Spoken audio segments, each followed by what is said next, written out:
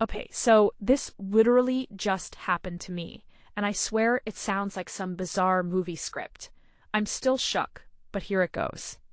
I was walking home after a shitty shift at a local bar. It was late like 2 a.m. and my neighborhood is kinda sketchy, but I try to keep my head down.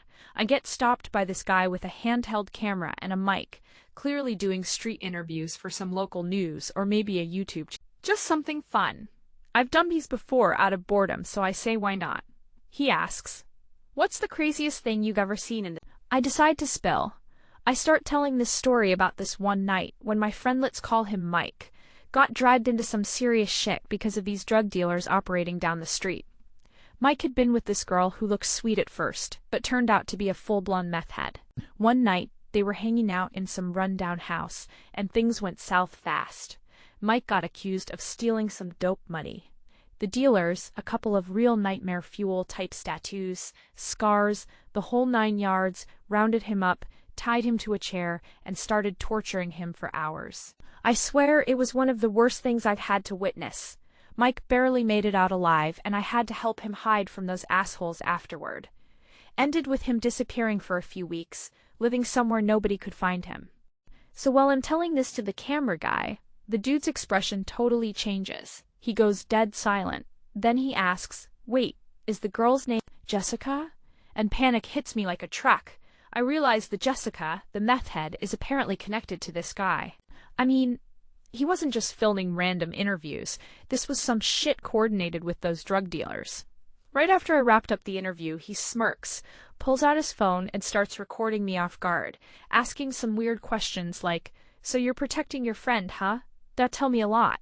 I say I don't know what he's talking about and try to walk off, but he keeps pushing, even starts throwing some low-key threats. I freak out, realize I just stumbled into a dangerous situation way bigger than I thought. I almost ran, but not before I grabbed his mic and smashed it on the ground. Later, I find out from Mike that this interviewer was actually on the payroll from those dealers, trying to find informants and weed out people talking shit. Basically, I blew my cover by doing that interview. Mike is pissed, but also kind of impressed at the same time. He tells me not to trust anyone, especially not some guy with a camera at 2 a.m. But here's the twist I didn't expect. I get home the next day, and there's an envelope slipped under my door. Inside is a flash drive with videos and names of pretty much everyone involved in the drug ring, plus evidence of their crimes, trafficking, abuse, a lot of fucked up stuff. And a note, "Let's see who really has the upper hand now." Turns out Mike, during his run from those thugs, went undercover with some cops and managed to get the heat on them all. They fed me the evidence anonymously because they knew if the dealers found out who was helping the police, they'd come after us harder. I'm still terrified, but knowing those monsters are getting what they deserve, fuck, it feels good.